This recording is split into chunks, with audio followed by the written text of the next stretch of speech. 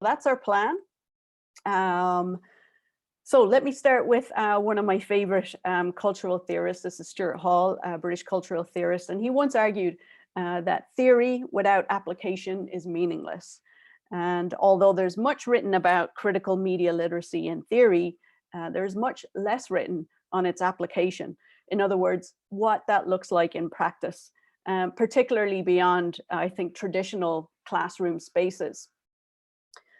So in the foreword, with Hall's observation in mind, today we're going to introduce you to Youth Be Heard. It's a youth-focused art and media literacy nonprofit that was established in 2018, so pretty relatively young, with a mission to elevate youth writing and art so that they can inspire each other and the world. In the foreword to Kellner and Scher's 2019 book, The Critical Media Literacy Guide, Alan Luke notes the urgent questions the authors asked, including this question: how we might use communications media, that's from face-to-face talk to visual and graphic arts, from the writing of stories and essays to mastery of new digital modes of education, to make and remake lives, communities, and civil society in the face of unprecedented economic, cultural, and political, and indeed ecological conditions. And so any response to this question, I think, has to consider the hundreds of youth-focused media literacy organizations across the country and indeed the world that every day attempt to remake media communities. And one of these organizations is Youth Be Heard. So meet the panel. My name is Natasha Casey. As I already said, I teach media studies at Blackburn College in Illinois, and I currently serve on the Youth Be Heard board. Charlotte Cheung is a high school student and artist born and raised in Ohio, and she currently serves on the Youth Be Heard advisory board. Diana Edmonds is a nursing school student and writer based in Illinois. And then finally, Renee Childs is the founder and executive director of Youth Be Heard. She received her Master's of Social Work from Washington University in St. Louis, where she focused on positive youth development and the social development of women and girls in particular. So we're going to start off with a few questions for Renee to give us just a sense of the organization as a whole. Before then we talk to Diana and Charlotte about their experiences with Youth Be Heard. So Renee, maybe you can start by giving us a little bit of an overview of Youth Be Heard, how and why it got started. Sure, thanks Natasha. Thanks everyone for being here. So as an overview, Youth Be Heard is an online platform for youth expression, which features all forms of writing and art. We work to cultivate youth voice from all backgrounds so they can see and inspire each other. Through Youth Be Heard, youth receive encouragement, editing, and the opportunity to showcase their work. When we then help to get that work out so it can inform and influence others. And a bit for history, I was inspired while working in East St. Louis at the high school. While there, I started a writing group, which is now a program we offered called the Strengths-Based Writing Program, and I'll talk more about that a bit later. But I recognized the talent in many of the youth that deserved to go beyond their notebooks. But I also saw that there was a lack of support and a lot of barriers for this group. And I realized they needed something beyond this group to continue developing their talents and give them a safe place to publish. So we kind of needed something between social media and the New York Times. I had some experience with building my own websites, so I poured everything into this over the next few years, and that's where Youth Be Heard began. The very first piece we published actually on our platform was from this writing group. So yeah. That's great, and I encourage everybody to check it out online as well. It's a beautiful website, youthbeheard.org. So Renee, talk a little bit about now the philosophy and the theory behind the organization. You know, what are some of the influences involved here? Sure, we stand on positive youth development and media literacy theories. So as a bit of an overview, positive youth development looks at youth as assets and the talents that they have, the potential to make a positive difference in the world, rather than seeing the deficits and risky behavior that are often focused on in the field of psychology when it comes to adolescence.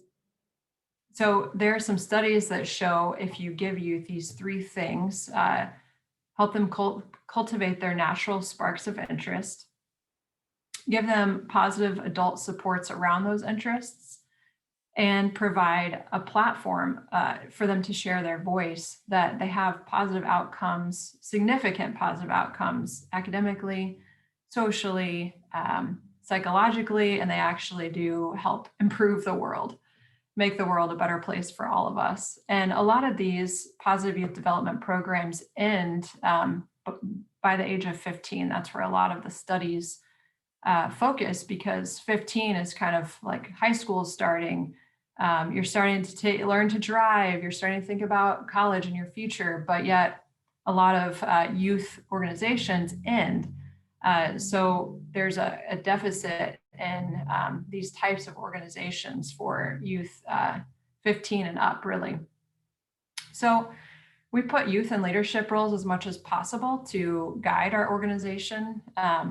We have our youth advisory board that's really active, and one of our youth advisory members most recently led our poetry slam. She was the MC for that, and she creates the writing prompts that go out every week.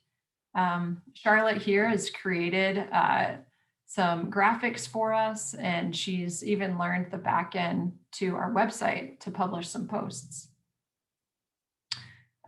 So we also consider ourselves a media literacy organization, and we identify specifically with critical media literacy because we recognize the importance of cultivating marginalized voices, which includes all youth. Youth, typically, their voice isn't counted when making policy decisions or decisions in our society in general.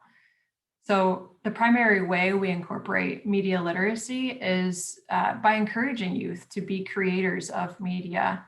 And we weave in writing prompts as well that get youth to consider and think critically about media they consume. So we're kind of where media literacy, social work, and arts overlap. A little bit more about that. We welcome self-expression and encourage the development of self-insight through creating and writing. These could be seen as, not really addressing the critical side of media literacy and not involving the deconstruction process as much. But I found personally that first and foremost, youth need encouragement and confidence to realize their work has value and potential to influence others. It's, as you might notice already, it's the dominant in our society who are naturally cultivated already and nurtured to have the confidence to speak out, which results in an imbalance in the narratives shaping our society in general.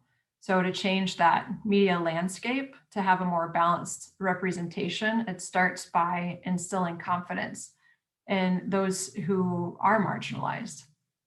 So as a personal note, in my family of origin, being a girl or a woman meant you were generally supposed to be quiet and kind. And stating strong opinions was a bit out of line. It was seen as, an affront. So it takes time and a lot to overcome that. And I want to change this for youth as much as possible to break down that barrier. And in the same light, there's a quote that really hit me. It says, "For every child who believes in themselves, there was a parent who believed first." And the reality is many of us didn't have that, and many youth don't have that. And we want to do what we can to be the people who believe in youth so they can believe in themselves. So while the critical media literacy components might seem less obvious here, we found that the first thing we have to do is help youth realize their potential in order to actualize the impact they can have on our society. That's great. And I think, it's also important, I think here, Renee, to recognize that it's still an organization that's in its infancy, really. And so, there's lots of of room to grow and incorporate, I think, other tenets that one would typically associate maybe with some of these, with critical media literacy principles. So tell us what it looks like in practice. Give us a little insight into the programming of YBH. Give us a little idea what goes on. Sure, I'll start out with the main thing we do, which is submissions. So this programming occurs through publishing youth work on youthbeheard.org. That includes the rolling submissions and the continual editing and publishing process. And while not every single submission is published, youth always receive encouragement and feedback on their work. And we aim to grow the audience of subscribers to include adults, parents, teachers, decision makers, so they can see youth perspective. And we also encourage youth to publish outside of Youth Be Heard, and we'll help them get their work ready. So, for example, right now, the New York Times is calling for youth submissions. They want to do a collection on how 2020 is impacting youth. So we're letting youth know that we'll help them prepare their work and submit to the New York Times. So in many ways, we're a landing place, but we're also a gateway or a stepping stone to sharing on other respectable platforms, hoping that youth will continue to grow and to being the confident and mindful voices that are very much needed in our society. So, okay, so that was the publishing and the kind of the day-to-day that we have on our website. We also have poetry slams and contests. So the poetry slams are just meant to be this non-judgmental, fun, exploratory time where youth feel safe and they find freedom to express their creative work through poetry and a supportive live audience. So it's been pretty fun. We do have a lineup. They'll submit their work ahead of time and we'll put it in, in an order. But so often that, once youth get in there and realize that they feel safe, they'll bring in something they had in their back pocket that they weren't quite sure that they were ready to share yet. And they'll find themselves reading that. So it's been really inspiring. And they really want to do more of those. So we need to get the next one going. But we just finished up our contest as well, which is both writing and art. So this gives you the challenge and, validation through monetary awards. So we had really great interest and participation in both of these, even though we're relatively new, like you said, Natasha. So the final thing is the strengths-based writing program, which I mentioned earlier.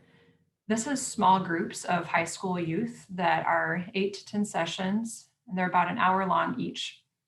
This provides a chance for youth to develop their writing skills, gain self-insight, and learn about overcoming the mental barriers and the publishing process for writing and understanding what the potentials are for having a career in writing. Through the strengths-based writing program, youth are encouraged to think big and see their own potential. So, for example, some of the prompts that we might have to get them writing are write out all the compliments you've ever received. We recognize that as humans, we tend to think about all the things that are negative that people say about us, and that's what we focus on. But the reality is there's so much good to each one of us. And so we need to intentionally focus on that more. And that's one of the writing prompts in the strengths-based writing program. And that's why it's called strengths-based. Realize what you have already. Realize how good you already are and the assets that you may have in your family, your community, and those around you. So we do think in this group, we do live readings, they get editing on their work, and then their work can be published on Youth Be Heard or other places. So that's an overview of our current programs. Thanks. Renee, that's great. So we've got a sense of the history, even though it's relatively short, right? It's only an organization that's a couple of years old. We have an idea of the philosophy that underpins it. Now we have some sense of the programming as well. So now I'm going to turn it over to Renee to talk with a couple of youth who've published on the site, and let them give you some of their insights into that experience for them. Yeah. Charlotte and Diana, if you want to go ahead and unmute yourselves. Yeah. Hello. Welcome, Charlotte and Diana. I'm muted. Hi there. So Charlotte, just as a reminder, she's a youth advisory board member for Youth Be Heard. She's an artist, a high school student from Ohio, and she's helped Youth Be Heard create graphics and has done some of the back end web posting for Youth Be Heard. And Diana was one of the early contributors to Youth Be Heard. One of her kind of the entry. Oh, and Charlotte, we've got her, one of her digital art pieces up here. She has several on our site. And we've got Diana, one of her posts up here. So anyway, she was one of the early contributors to Youth Be Heard and helped us shape our direction. So she currently is working toward her nursing degree and is based in Illinois. All right, so I'm going to ask you both a couple of questions to get the discussion going on your experiences with Youth Be Heard, but feel free to share anything you think of as we go. So to start out, tell me a little bit about what it was like to have your first piece of work published. To have my first work published, it kind of was, it made me nervous at first, but like, it felt good that people actually read it, and like, it kind of gives them an idea of everything that I'm thinking. Like, they can take something from it and learn from it, and we all can just share ideas and stories that we have going on in our lives. So it made me nervous at first, but like now it's okay. So you feel like it kind of, it's a little bit easier after you do it a bit more. Is that right? But scary to put your work out there. Yeah, it's easier. Yeah, because you don't know what everybody will think, but Yeah. I mean, it's really not about what people think. Yeah. Makes sense. Yeah. What about you, Charlotte? Yeah, I had a similar experience with Diana. I kind of felt nervous, like she said, but I was also kind of a bit detached at the same time, but not in a bad way. It was more like it was hard to believe that my art was on a website. Like when I just visited Youth Be Heard and I just saw it, I was like, wow, that's kind of cool. And like, so there was that nervous factor, but also a little bit exciting, kind of not, it's not all negative, and it was interesting because I had an Instagram, so I had been posting my art on there, but it was different when I was on a website. So. And was Youth Be Heard the first place that either one of you published outside of social media? Yes, it was for me. I never published any of my work besides Youth Be Heard. That was my first time ever publishing anything that I wrote. Yeah. What about you, Charlotte? Yeah, my work had never been published on a website, but I had entered like a couple of art competitions through school. So there was that, but other than that, no. Okay. Thanks. So I'm curious if being published increased your belief in the value of your work.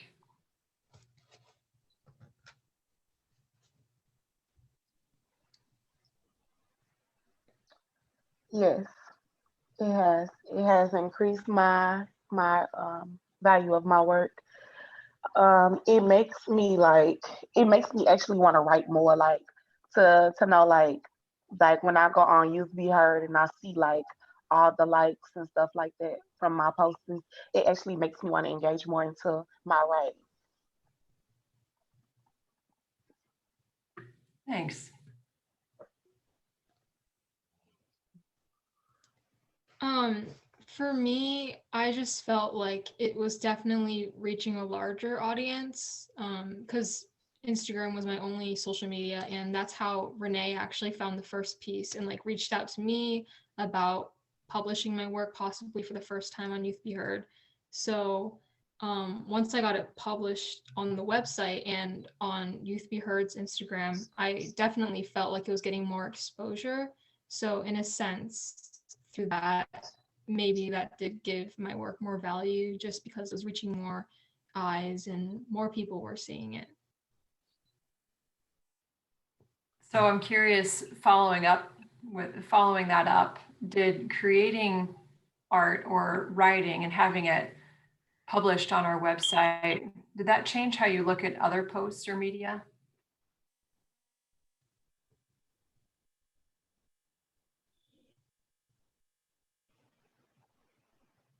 It makes me take posts way more serious than I usually did. Like it just really depends on like what the topic of the series, but definitely it did change my my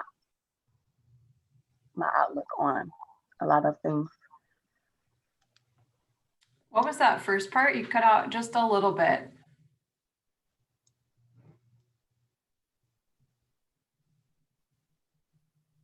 I'm sorry. I think you cut out just a little I'm bit. sorry. I can't. I'm sorry. It's like I'm getting your response late or something. Like when you talk to me. I'm Yeah, sorry. I think that something happened with the audio. Maybe it was just me though, so that's okay. We can move forward. Thanks. Um, yeah. So how about you, Charlotte? Did creating your own media and having it be published on a platform outside of social media change how you look at other media, other posts? What does anything different stand out to you? And if not, that's okay too. Yeah, I feel like social media definitely influences me as an artist and someone who, posts on social media and shares their work. I definitely feel like I'm really influenced by the artists that I find on social media. So I always like look at art and like wonder how it's created. So like that might inspire me to make art in a similar way. So just having like social media and the internet like gives me access to like various artists of various backgrounds. So I feel like I'm not just, creating with, tunnel vision, my own perspective. I get a whole range of perspectives, different media, different subject matter. Yeah. So, for you as an art creator, do you notice other things about other artwork or find inspiration for your art, or maybe notice things that you wouldn't otherwise notice because you've been published now? Um, I mean, Yeah. you're going to see the back end side of it a bit differently. Yeah. Like a lot of I think almost all of my role models, I guess, and all my inspiration comes from artists, especially on Instagram and Pinterest. Um, but certainly Youth Be Heard as well. Just like being able to be part, I feel like it's like being part of a community online of young artists who are like around the same age. So it definitely feels like we're kind of like all of our creative energy, I guess, is like in the same realm, I guess. And it feels like I get to draw on that and it's great. Cool. What about you, Diana?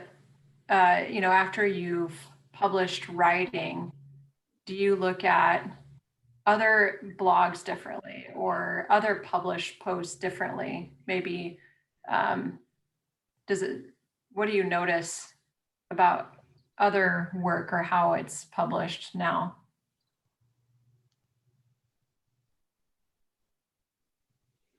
Um, I definitely, I definitely noticed how some writers they only tell their stories. Some writers don't. Some writers only tell. stories like make believe or something like that. So more so, I love real stories. I love telling my stories. I love reading other people's stories, um, like real life events that you may not never know what others are going through. And sometimes it can really give them a advice or inspire them to take a different direction in the it really just kind of inspires me to like everything that I go through. I just want to tell my story. Like I have a lot of things that, that go on in my life, whether you believe it or not.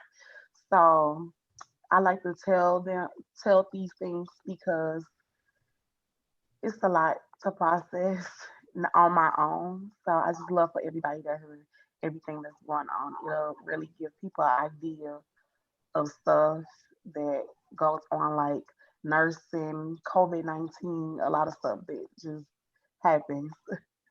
So yeah.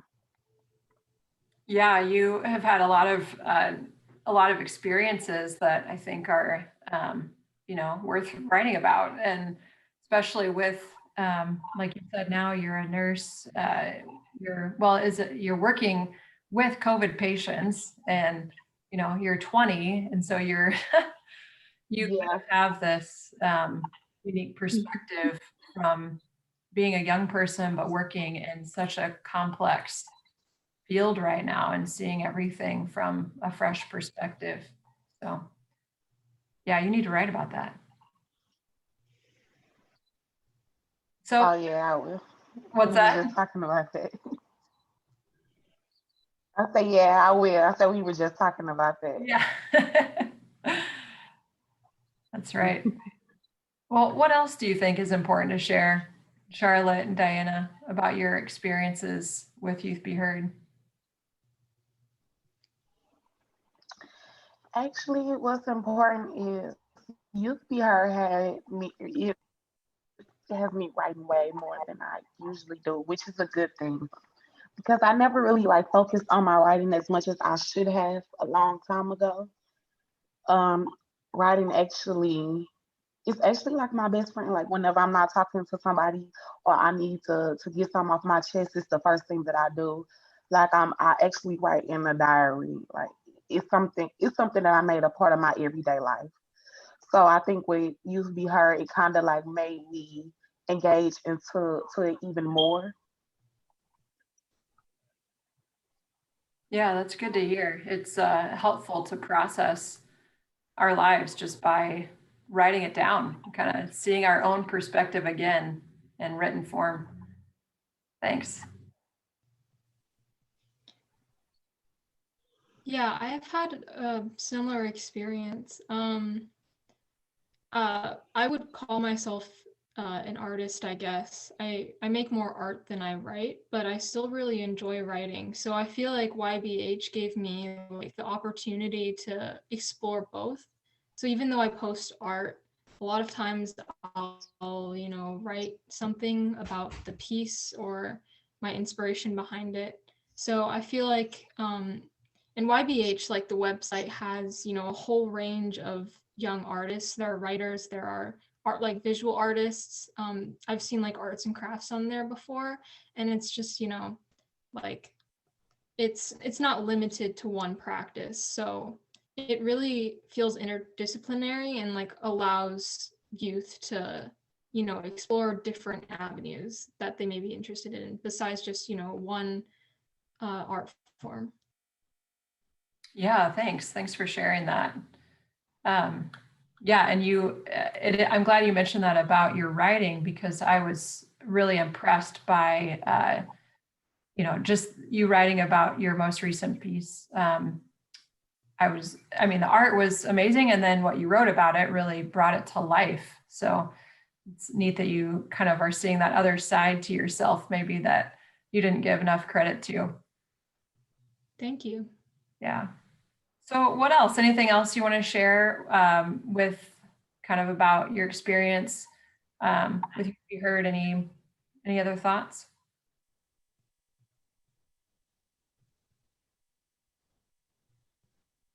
Crickets. Okay. Renee, that's called wait time, I was told earlier today. So let me thank you, Diana and Charlotte, for sharing your experience. I think it's really important. It's one thing to have an organization, a mission, a philosophy, but it's something altogether different to hear the perspective from the youth that are involved and get their ideas about, does it actually match up? Does the philosophy and mission, does it bear itself out in some way? So it's really interesting to hear your perspectives, and I hope we get some questions and feedback from the audience. So just as a way to wrap up here, I think it's important to remember, of course, and most of you in here, I know at least a couple of you are already familiar with this idea, but formal education spaces have been very slow to incorporate critical media literacy practices and to challenge mainstream media. And I think Youth Be Heard can be thought of as an affinity participatory culture space, to mix and borrow Henry Jenkins' famous terms. And although these spaces existed long before the internet, the latter is home to so many examples of this idea. And Jenkins even went as far as to argue that such spaces are actually key to democratic culture.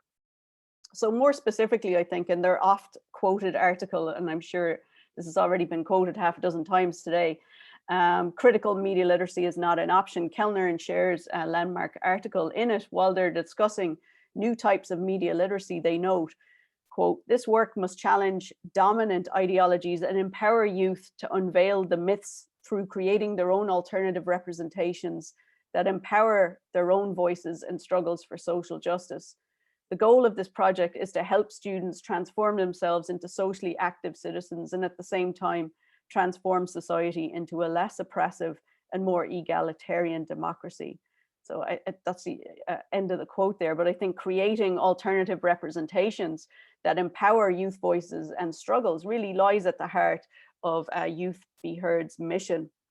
So finally, just to go back to Stuart Hall for a second, if we're to take his advice seriously and ensure that application does indeed accompany theory, then one possible way to decolonize media education is to create accessible spaces beyond the neoliberal classrooms, and facilitating youth belief in their own value and potential, promoting organizational change, and collaborating for community change.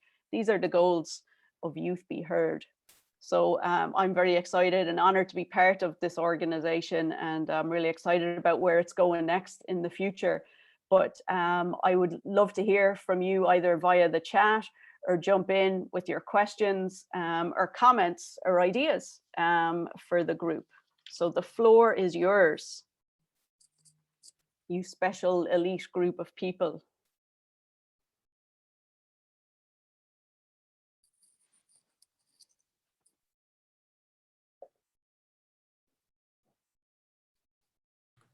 It's always scary to hit the unmute button. You can do it. I know Ben has things to say. I'll just start calling out people. I knew you were going to do that. I felt it coming, Natasha. I sort of missed the beginning, so I didn't feel the kind of, I didn't get the submission process and the selection process kind of part of it, I think. So if you could expand on that a little bit, either students or young participants or Ms. Childs, that'd be cool. Sure. Diana, Charlotte, feel free to jump in. But to start, this is open to any youth, ages 13 to 24. And we don't publish every piece that gets sent to us, but we do offer feedback and encouragement on every piece. So we'll do the best we can to go through several rounds of editing to get it to a publishable place. And we also encourage youth to submit work outside of Youth Be Heard, and we will help them get work ready for that even. So I've encouraged youth in the past. I've said, submit this to a newspaper first and then come back to us, if they don't publish it. But if there's something that needs a broader adult audience, we'll try to get them in that space.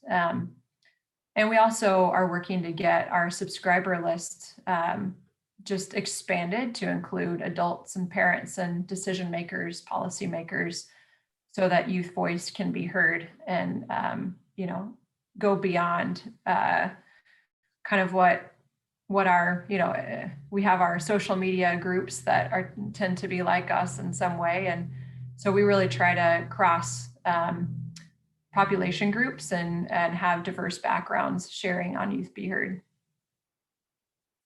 Thanks for that question. Cool, thank you. And I'm really excited another organization kind of being created and developing I don't have enough, I work in a high school, and I think that often students don't understand that there's a whole world out there, and that that they don't have to just get published inside the school, or they don't have to be afraid to pursue that desire to put their work in front of other people. So I think it's great that you're doing this work.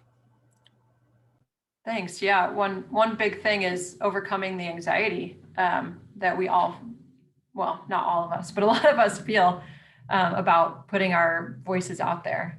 So that's the first step, is providing encouragement, a safe place. I mean, we monitor all comments, so it's not like the social media risk of having there be negativity. So that just provides the safety, and we want to build up the confidence so that youth voice can be shared and cultivated. We do have a comment in the chat. Thank you, Jewel. Jewel said, thank you for sharing about your organization. I appreciate the positive youth development model and the platform of support you provide. This is a great model. Thank you. Yeah, nice to hear that. Thanks, Ben. Also, I know I picked on you, but I'm glad you got the ball rolling. Thank you for the presentation.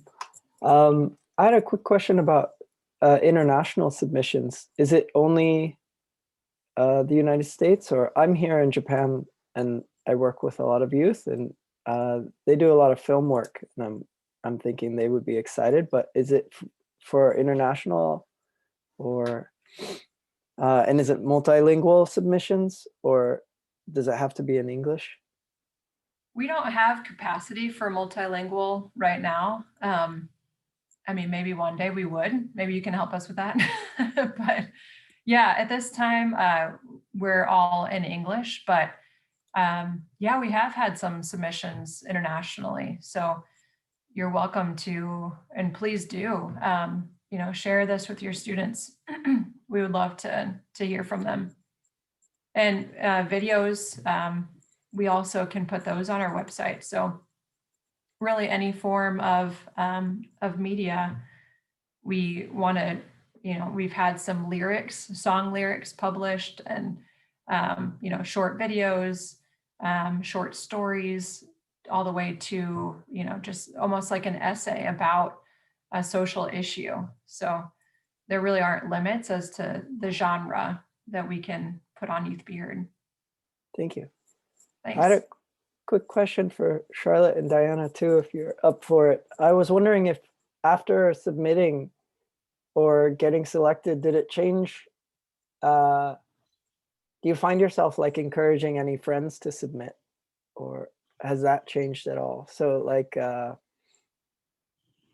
yeah, I guess once being selected, does that make you, oh, you should go for this website, or is it more just a private thing that you keep separate from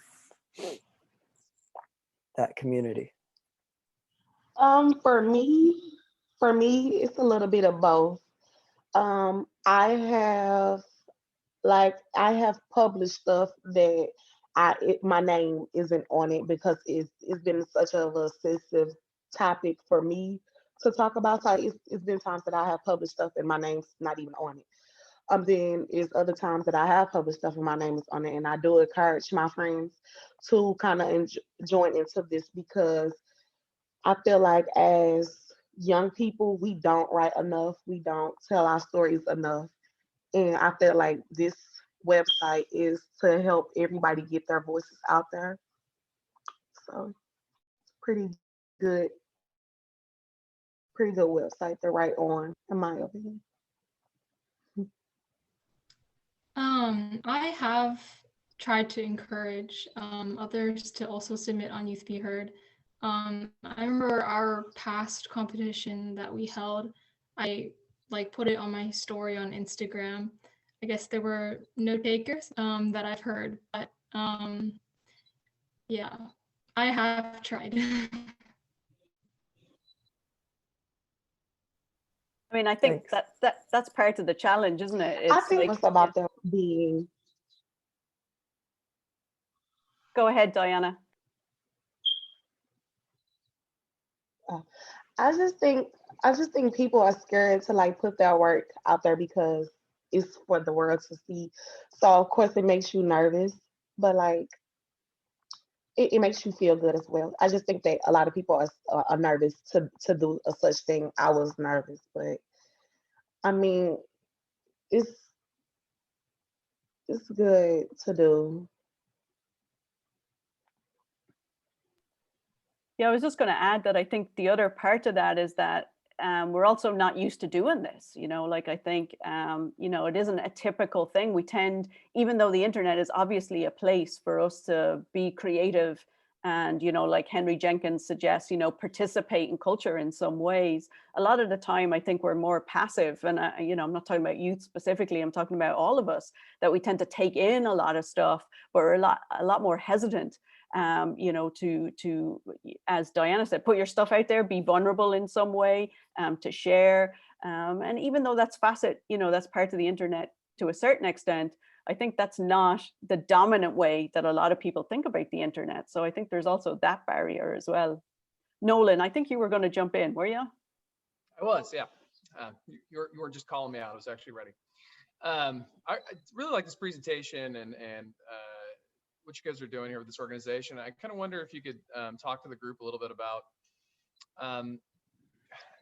how could like we best serve like this organization? Is it a matter of like needing more content, more followers? You know, what would you sort of ask from us to support Youth Be Heard?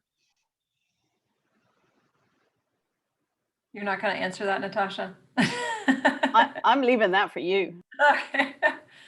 Yeah, I think we can use, you know, interested volunteers that, you know, have a specific genre that they might want to help youth cultivate.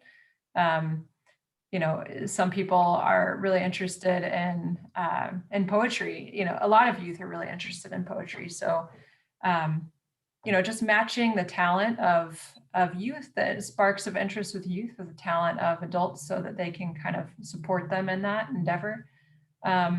We could use, yeah, we could definitely use more reach, you know, both with youth and, you know, professionally with organizations. We could use funding, you know, to help our organization be sustainable. We don't have big donors or big support. So, you know, that's always a struggle with a new organization. So, yeah. And I mean, depending on individual interests, there's, you know, the sky's the limit. But thank you. I appreciate that, that offer and that question. Yeah, I think the other part too, you know, that one of the main motivators for being here is to also to network with other groups. You know, there's lots of youth organizations out there. You know, are there ways that we could support each other and partner up? And so part of it is just getting the name out, getting the mission out, and seeing, you know, what else is out there that we could, you know, who we could work with as well. I think that's the other important piece.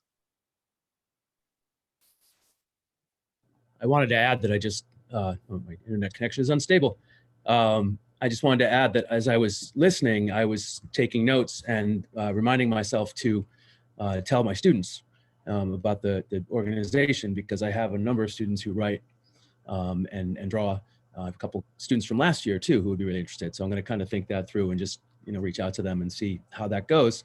And then when you spoke about adults who could volunteer to help out, I have a poet friend, and I'm gonna kind of sound him out and let him know about it, and maybe send him your way. This is exactly need and what yours to be able to talk to and network, like Natasha said. So it's kind of exciting. Awesome. Thank you. Thank you so much. Yeah, it is. And it's really exciting. And I have to say, like, Renee is super, like, too modest, because the work that she puts in to mentor the youth and to edit and to help them facilitate this process is pretty incredible. And so, expanding that base and getting more people involved to volunteer is pretty crucial, I think, to the long-term viability of something like this. Oh, thanks, Natasha. One thing I was going to say about, I think there's a question about, telling other people about Youth Be Heard, after publishing on Youth Be Heard and how that felt. One of the students said to me, I mean, she has a very large social media following. And so there's some question of, like, why doesn't she just put her work on social media? She has a large platform, really. And she said, there's no way I'd put my poems on social media. Like, that just doesn't feel safe. It's too vulnerable. It's not the right audience.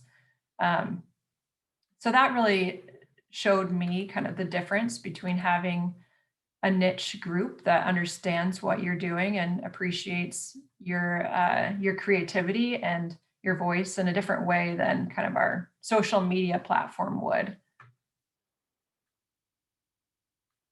Yeah, I think that's a really important distinction to think about, isn't it? Yeah.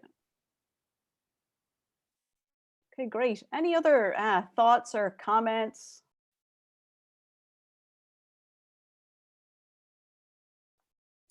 You might want to check out, or you probably already know, but I was thinking of the 826 project too, the Dave Edgar's writing project. He has yeah. the storefronts in multiple cities that are like false storefronts. So like San Francisco, it's like a false pirate store. I think Chicago, it's a false superhero store, or maybe that's Manhattan. But anyway, they're false fronts, but inside they're writers' workshops and publications. And maybe this would be the next venue for participants to showcase their work. Because that's really about the production of it, but not the showcase. Oh, wow. Oh, that's great. Thank you for that. Is Youth Be Heard exclusively online? It is, even pre-COVID. Although we have the strengths-based writing program that's in person. I mean, we're kind of thinking about converting that to be an online option as well. But that's meant to be in person and kind of cultivate that feeling of group work. But yeah, the idea is to, you can, by being virtual, by being only online, we can reach youth from, all over the place. And there isn't that geographical barrier. So that's been really, really helpful. So we do phone calls at times. I've been on the phone quite a bit with Charlotte and Diana. And yeah, mostly a lot of email with editing, things like that. Google Docs, use a lot of Google Docs. Thank you. That's great. Any other comments or questions? No, it's the end of the day. Everybody's getting tired. I think we'll probably wrap it up there if there aren't any. And I just want to thank everybody for being such an attentive audience and asking good questions and good comments. Really appreciate it. Obviously, thank Charlotte and Diana for sharing their experiences. It's really nice to hear from both of you. And thanks, Renee. And check out our website, spread the word, and yeah, help us out. Thank you all so much for coming and for your encouragement. Thanks, Samantha. I see your comment. Thank you. All right.